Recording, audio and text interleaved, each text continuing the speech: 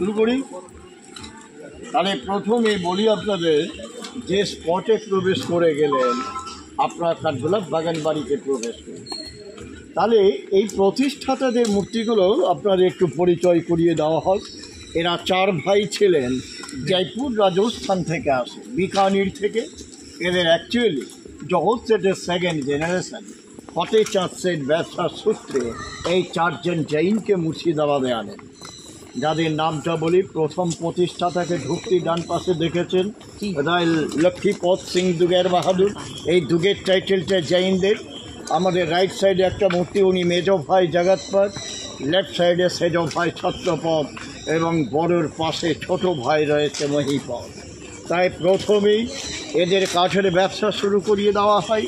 নামি দামি কাঠ সংগ্রহ করে ফার্নিচার তৈরি হতো, সেগুলো দেশ বিদেশে সাপ্লাই করতে। কাঠের ব্যবসায় প্রচুর টাকা উপার্জন করে।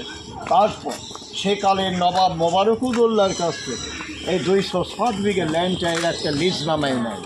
নেওয়ার পর ভ্যারাইটিস ব্ল্যাক রোজ, যে কালো গোলাপ বলে বাদশাহী গোলাপ, সেই গোলাপের চাষ করে বহু নাম কামায়। সেই থেকে দুটো অ্যাডজাস্ট করে কাঠ গোলাপ বাগান নাম এসে যায়। আমরা এলুম টানেলের সামনে একটু আসুন।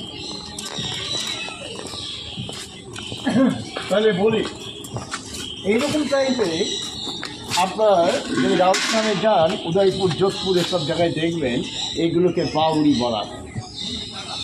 এই বাউরি কিসের জন্য থাকতো জৈনদের? বাউরিটা থাকতো যে একটা এসির মতো গ্রীষ্মকালে হতো, মেয়েদের একটা প্রোটেকশান ছিল স্নান করার। 1st 2nd এরকম ফ্লোর থাকতো। তাই 1st ফ্লোরটা ওপরে, 2nd ফ্লোরে মেয়েরা নেমে একটা মানে পুরো পর্দা টাইপের করে তারা স্নানটা করতে পারতেন, জলটা তুলে নিতে পারতেন। কিন্তু এটা পরবর্তীকালে দেখা যায় যে একটা বিশাল টানের সুড়ঙ্গ পথ, যেটা জগৎ সেটের সাথে এই রাজবাড়ির রাজাদের চলতো চোরা কারবার। তাহলে কিসে? ভ্যালুয়েবল স্টোন, হীরাপার নাও থেকে মণিমুক্ত। এই জল ছিল না, পায়ে হেঁটে স্থলপথে যেতে পারত। 1780 থেকে 82 খ্রিস্টাব্দে পথ তৈরি, জলটা প্রবেশ করে যায় 1845-এ। কারণ মারাত্মক ফ্ল্যাটে ভাগীরথীর গতিপথটায় ঘুরে গেছিল, তাতে সিরাজের হীরাঝিল এবং জগৎসেট বাড়ি নামে এদের পথ দিয়ে জল প্রবেশ করে কারবারটা শেষ হয়ে যায়। এটা ভাগীরথী নদীর সাথে কানেক্টেড। 1st ফ্লোরটা আপনি দেখছেন 4টে যে পিলার, 2nd ফ্লোর জলের তলায় চলে যায়, এবং ফরাক্কান্ন গেট ছাড়ার পর আপনাদের 2nd ফ্লোর আমরা দেখাতে পারি না। আর ওপরে যে লোহা রেলিং দেখছেন, শ্বেত পাথর পাতা আছে। 2টো সেপাইরা দাদা বন্দুক নিয়ে প্রোটেকশানের জন্য বসতো দাবা পাচা খেলতে। তার উপরে লোহা রেলিং। পরবর্তীকালে তারা একটা কপি কল বসিয়ে নেয়, ওই কলের সাহায্যে জল তুলে নিত গোলাপের চাষের জন্য। এটা মারাত্মক ডিপনেস, অ্যাক্সিডেন্ট হয় আমরা কাউকে নামতে দিই না, গেটে রাজাবাবুরা তালাটা ঝুলিয়ে দেয়। কারণ আপনারা গেলেই এই সিঁড়িগুলোতে শ্যাওলা ভরে আছে, একটু পা দিলে অনেক দূর চলে যাবে। বিশেষ করে হাতে পায়ে কোমরে বাচ্চাদেরও লাগে। আমরা অ্যাক্সিডেন্ট কয়েকটা হওয়ার পর গেটের তালাটা ঝুলানো হয়েছে। আচ্ছা, নেক্সট এই পাশে আছে খুব সুন্দর একটা মূর্তি। আমরা ছোটোবেলায় আপনারা সকলে পড়েছেন ইতিহাস বই। World famous artist Michael Angelo, বিশ্ববিখ্যাত শিল্পী। কি অসাধারণ শিল্পীর কাজ! আর দেখুন মূর্তিটার দিকে তাকান। আপনার কাপড়ের ভাঁজ, চাদর, কাঁধের ওপর যে চাদর, এগুলো কীভাবে সম্ভব হয়েছিল একটা শ্বেত পাথরের ওপর এই মাইকেল অ্যাঞ্জেলোর স্ট্যাচুটা? তাই আবার শিল্পীর নাম বলে দিয়ে দিবাকর ভাস্কর তৈরি করে যায়। মাইকেল অ্যাঞ্জেলোর আমরা কি দেখছি? ডান হাতের আঙুল কাটা, হাতটা পায়ের কাছে রাখা। কোন পিরিয়ড? ইতালীয় রেনেসাঁস পিরিয়ড, যাকে নবজাগরণের যুগ বলা হতো। রেনেসাঁস পিরিয়ডে যত রকমের অত্যাচার ইতালির ফরাসি রাজারা চালাতেন, মাইকেল অ্যাঞ্জেলো মূল ভূমিকায় ছিলেন। Michelangelo, Leonardo da Vinci, Marshall, Raphael, Petrarch এর আন্দোলনের মুখে কে সাহিত্যে দর্শনের চিত্র অঙ্কন করে বোঝাতেন, মূল ভূমিকা থেকে নিতে হয়েছিল। অত্যাচারের একটা ছবি গ্রামে গঞ্জে ফুটিয়ে দেওয়ার ফলে তারা ক্ষিপ্ত হয়েছিলেন। টোটালি শিল্পীর জীবনটাই তার শেষ করা হয়। ইনি বাম হাত দিয়ে প্রায় 1 যুগ ধরে একটা ছবি আঁকে, যার নাম ছিল শেষ বিচার, লাস্ট জাজমেন্ট। লিওনার্দো দা ভিঞ্চির মোনালিসা, সেলফেরিয়ার অফ জন্মুর হচ্ছে মার্শালের। এই মার্শাল ভ্যান্ডিওগ্রাফের এদের প্রচুর পেন্টিংগুলো আপনারা হাজার দড়িতে দেখে এসেছেন। তবে আমাদের মতো গাইড নেই ইনসাইড বোঝার, তাই একটু ধীরে সুস্থে আপনাদের দেখতে হবে ওটা। আসলে সেই যুগে জন্তু জানোয়ার ছিল, এখন আইনে বাধা পেয়ে গেছে, গভর্নমেন্ট পারমিশন দেয়নি। সেই জন্য বিদেশ থেকে ম্যাকাও, তোতা, ককটেল, ইমু পাখি এগুলো বহু বড় বড় পাখি, সব সুন্দর আনা হয়েছে, বহু মূল্যবান পাখিগুলো আপনারা দেখবেন। আমি দেখিয়ে যখন শেষ করব প্রত্যেকে গেট দিয়ে ঢুকে যাবেন। এই টিকিটে কোনো টিকিট চেক হবে না, কিচ্ছু।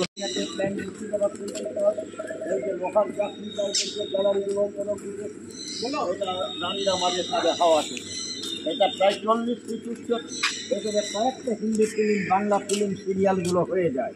যেমন একটি ছিল রাজা যিশু সেনগুপ্তের, বল দুর্গা মাইতি, অঙ্কুশের দেখেছেন, আমি সিরাজের বেগম, বেহুলা, প্রফুল্ল, মহাপীর, তারাপীঠ, এখানে বাবু, এই সিরিয়ালগুলো রাজবাড়িতে হয়ে যায়। তাহলে আমরা একটু দাঁড়াবো সামনে।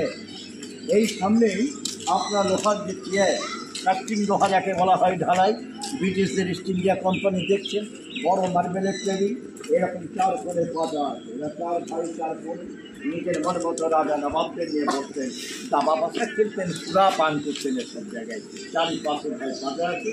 আর আমাদের সামনে যে পালকিগুলো দেখছেন, এদের রাসুলরা রানীরা বিশেষ দিনে ভাগীরথী নদীতে যেতেন, এই পালকিতে চড়ে যেতেন এবং বেগমরা তাই যেতেন।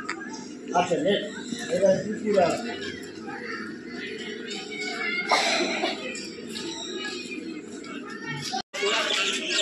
এই পুকুর অ্যাকচুয়ালি এদের রাজ ফ্যামিলিরা ব্যবহার করতেন।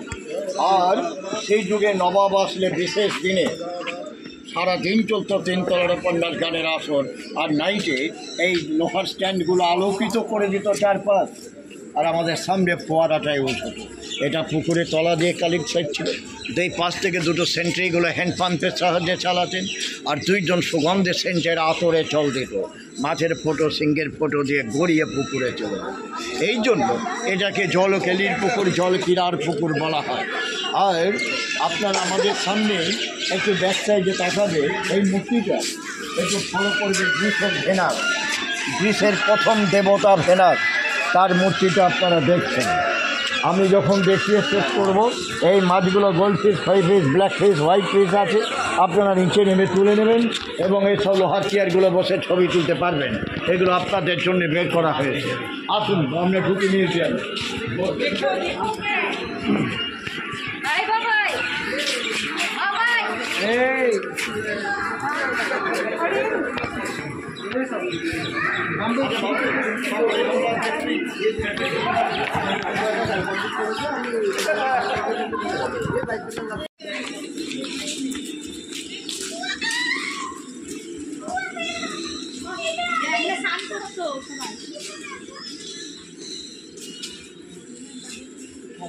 রুম দেখা যায়, তাই না?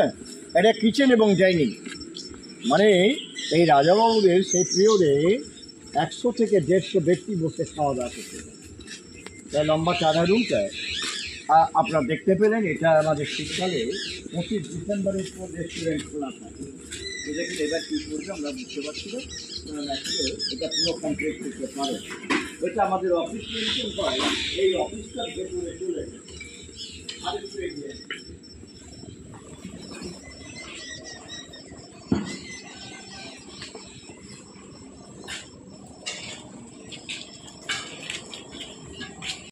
আমরা আমিষ ভোজি, একটু মাছ মাংস পেলে আমরা খুব খুশি হই, তাই না? আর ওদের একদম নিরামিষ ভোজি, ওরা জৈন ধর্মে নিষেধ আছে জীব হত্যা মহাপাপ। তাই এই মাছগুলো আমাদের 6-7খানা পুকুর আছে, মানে রাজাদের আমলে পুষে রাখতেন এগুলো। খুব শৌখিন রাজারা খুব ভালোবাসতেন। এরা ডাকলে কাছে আসতো, ধরে ধরে সোনার নথ পরিয়ে দেওয়া, নিজে হাতে খাবার খাওয়াতেন। এর কি নাম ছিল আমরা লাইব্রেরিতে বহু স্টাডি করে পাইনি, কিন্তু এগুলো বিলুপ্ত হয়ে গেছে, আর বাঁচানো যায়নি। এখনও আপনাদের সামনে পুকুরটা আমি দেখাবো, 1 থেকে 10 কিলো ওজনের মাছ আছে। মারা গেলে নতুন কাপড়ে জড়িয়ে ওরা সমাধি দিয়ে দেবে। এখানে রেস্ট্রিকশান আছে, সেগুলো আপনারা দেখছেন ম্যাটেরিয়ালস চুনসুরকির ওপর তৈরি। আরও একটু এগিয়ে আসবে, এটা গণেশ দেব, সেটা আপনি দেখছেন। এখানে দক্ষিণ ভারত, তামিলনাড়ু, গুজরাট, মহারাষ্ট্র, বোম্বে ছাড়া দেখা যায় না। এই ছবিটা অবশ্যই নিয়ে নেবেন আপনারা। এই গণেশ দেখা যায় না একমাত্র। এটা কলকাতায় 2 জন জমিদার বাড়ি আছে, তারাই চলে। এগুলো পাটকুয়ো নয়, এগুলো ইদারা বলা হতো। আপনাদের বাড়িতেও ছিল তো, আপনাদের বাড়িতে যেগুলো ছিল ছোট্টর উপরে পাটকুয়ো বলতাম আমি। আর এগুলো বড় ডিপনেস, এগুলো ইনারা বলতে, এরা গরু দিয়ে জল টেনে নিত, কখনো হুইল থাকতে একটা চাকা দড়ি দিয়ে টেনে নিত। আর আপনার এই সামনেই এই যে মঞ্চটা, এটা মঞ্চটা ছিল নাচমহল। এই নাটমহল ড্যান্সিং গ্যালারিটা আপনারা দেখছেন, আপনারা সবসময় প্রত্যেকে ওই পথ দিয়ে উঠে একটা গ্রুপ ছবি তুলে নেবেন। উঠবেন কিন্তু এখানে ওঠার জন্য তৈরি আছে।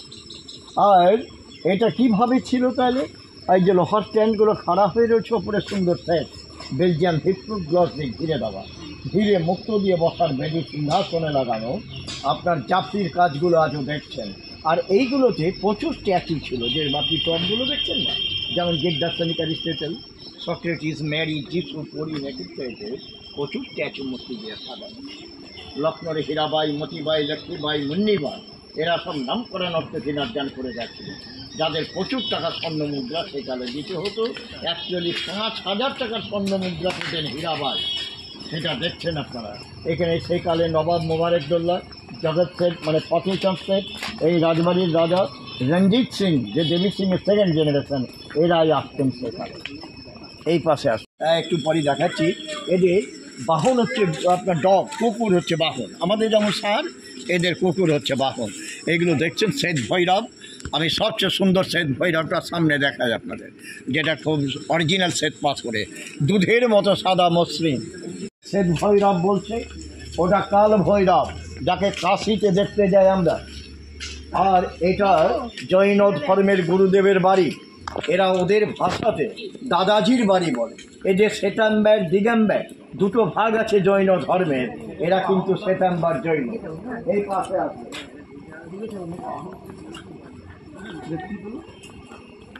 ওরা গুরুদেবের বাড়ি, এটা কাল ভৈরব।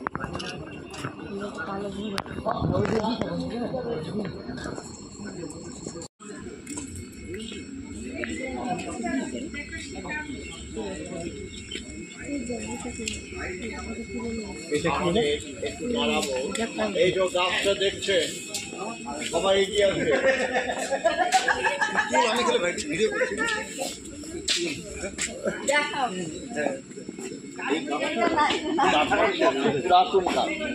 এটা শিব চাপা ফুল। চাপা ফুল হচ্ছে খুব শুভ ফুল পরেশনাথে আদিনাথ মহাবীরের পুজো। তাই দেখুন, এটা বাদ করে 3% তিন দিকে চলে গেছে। এটা আসলে বিকেলের তত্ত্ববিদ্যা বিভাগ ওরা পরীক্ষা নিরীক্ষা করে আমাদের বলেছেন 200 বছর বয়স গাছটা। 3% 3টে পাঁচে ভাগ হয়ে যায়। আচ্ছা, এই পাশ দিয়ে আসুন।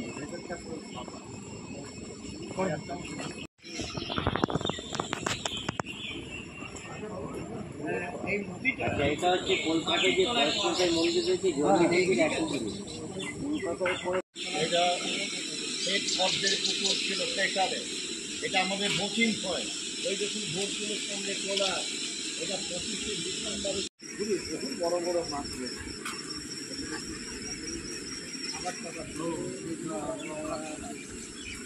আপনাদের সবার কাছে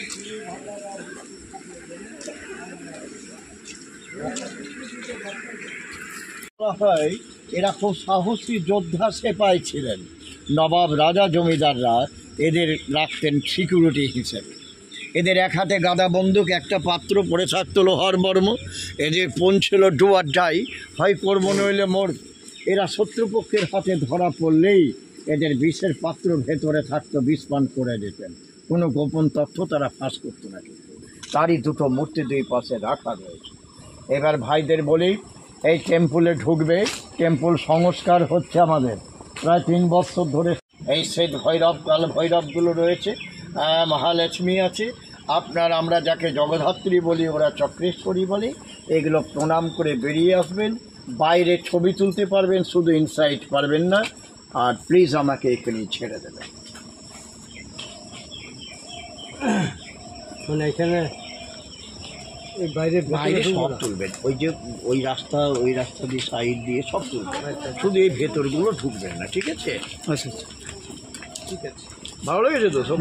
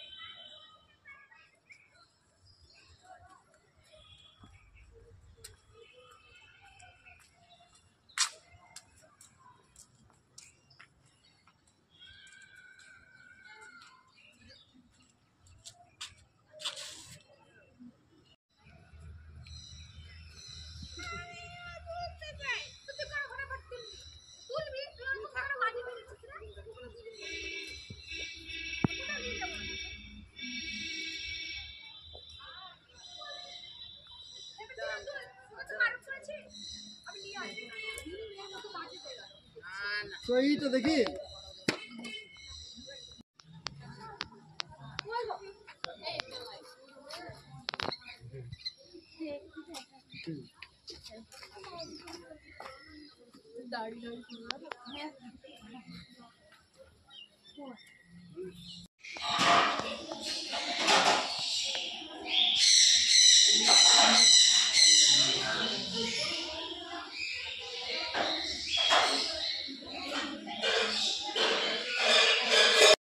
তুমি হাত দাও তো কালো সাথে আমি ভিডিও না হবে না কাকার ফোনে ছবিটা দারুণ আসছে মামা করো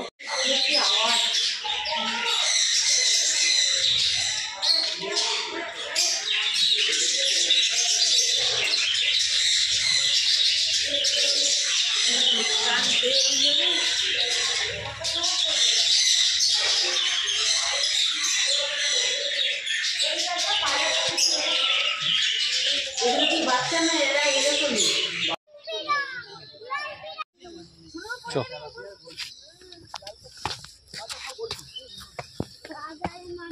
না কাকা